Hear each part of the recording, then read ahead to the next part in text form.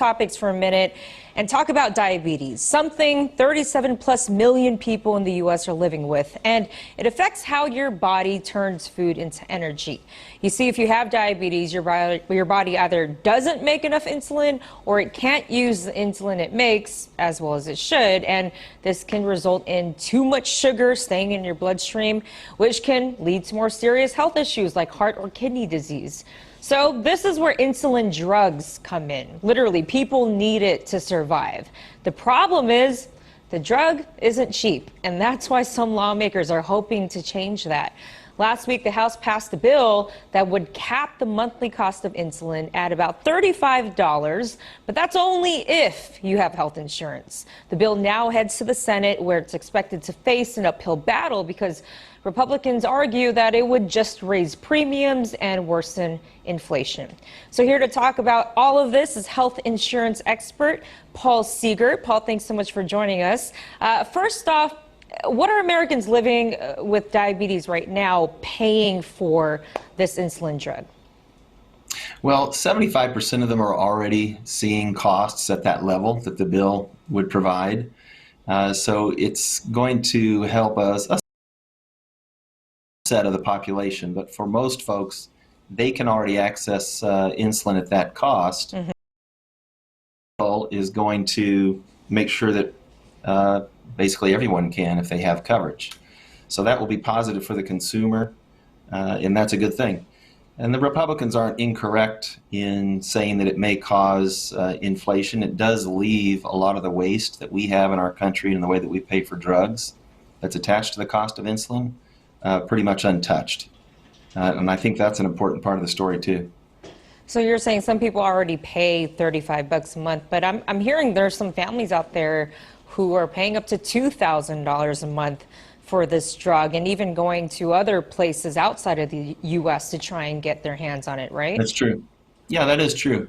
If you don't have insurance in our system today, a box of Humalog, which is the most commonly prescribed insulin, is $550. And if you go to some of our like countries around the world, they're paying far less than that for the very same drug. So that is a problem. And so why is it so expensive in the first place? Mm-hmm. Yeah, a lot of the waste, unfortunately, isn't made by the manufacturer of the drug, the wholesaler, or the pharmacy. We have pharmacy benefit managers that manage the formulary for all of our health plans. And in our model, they add $330 to that. Of that $550 number, they represent 330 of it, or 60%. So they're adding a lot of unnecessary waste to the cost that we don't see as consumers because it's kind of buried into the premiums that we pay for insurance. Yeah. And like you mentioned, this bill, if it does pass the Senate and then President Biden signs it into law, it's not going to help every American living with diabetes, right? That's true. You'll still need to have coverage. So there's more work to be done. And I think my hope is that at some point, and hopefully this is soon, we'll address the causes of this 60% of waste that's attached to the drug, which would help everyone. Everyone's premiums would come down if we were able to do that. I think it's clearly unnecessary. The rest of the world does not pay $550 a month or $550 a box for insulin.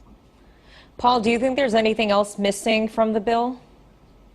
Yeah, I think what we need to do is eliminate that waste. It comes in the form of rebates that these pharmacy benefit managers are attaching to the cost of this drug.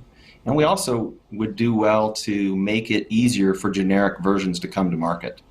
That would also help drive competition and drive costs down. So if we could eliminate rebates, we would lower the cost of insulin by 60% immediately. And then if we could also encourage and make it a little bit easier for generics to come to market, we could make it even more affordable than that. Yeah, absolutely. Over 30 million people living with diabetes. Of course, you can always just eat better and exercise, right? So that you don't have to rely on these drugs. Anything else you want to mention, Paul, before we let you go? Well, a healthy lifestyle is always a great choice, always. But we're going to need insulin no matter what. So let's keep talking about it. It's an important issue. Absolutely. Paul Seegert, thanks so much for joining us today.